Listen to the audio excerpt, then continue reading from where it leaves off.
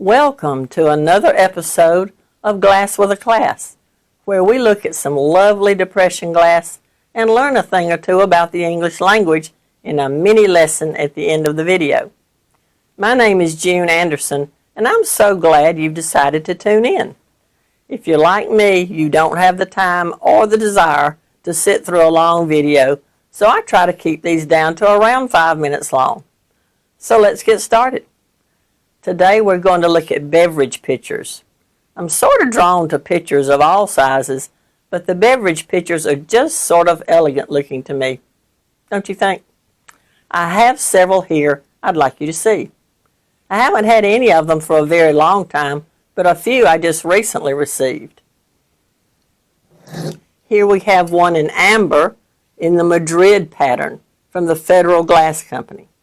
They made this pattern from 1932 to 1939. This one is called the square 60-ounce pitcher. See how it's sort of square shape on the bottom and the sides?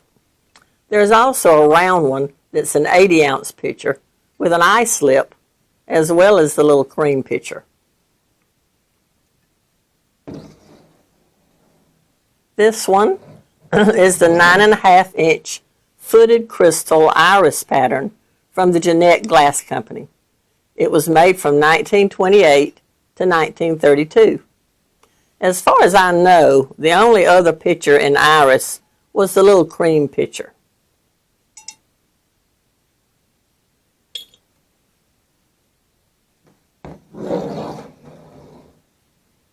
This is the Windsor, also known as Windsor Diamond, from the GWAC Glass Company, made from 1936 to 1946.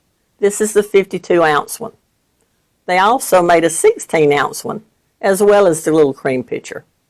I only recently got this one, and I only recently got the next one. I only recently got this one. It's the 32-ounce footed cone pitcher in the floral pattern in pink from the GWAC Glass Company and was made from 1931 to 1935. It's also known as poinsettia. That's its nickname. You may say poinsettia. They made a couple of other pitchers besides the creamer. They made a 23 or 24-ounce one and a 48-ounce one they called a lemonade pitcher.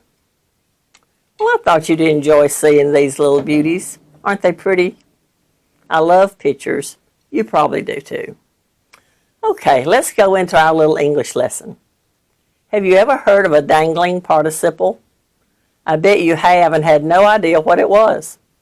Well, the explanation is fairly simple. It's an adjective that is accidentally modifying the wrong noun. I know that's a bit hard to grasp, so here's an example.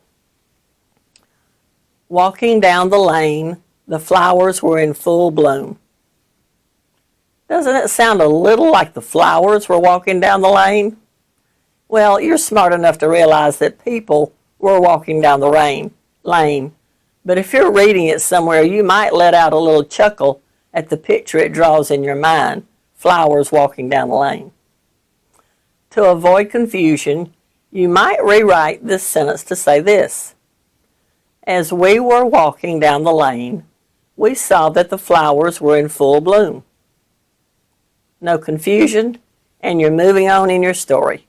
Moving on down the lane, so to speak. Walking is describing the people, not the flowers. Well, I found the word pitcher in the Bible in Luke chapter 22, verse 10, which says, "And he said to them, when you have entered the city, a man will meet you carrying a pitcher of water. Follow him into the house that he enters." This is when Jesus was giving his disciples instructions on preparing the Last Supper. Well, I hope you've enjoyed today's episode, and we'll come back next time when we'll see some more pretty glass and hear a little English thought. See you then.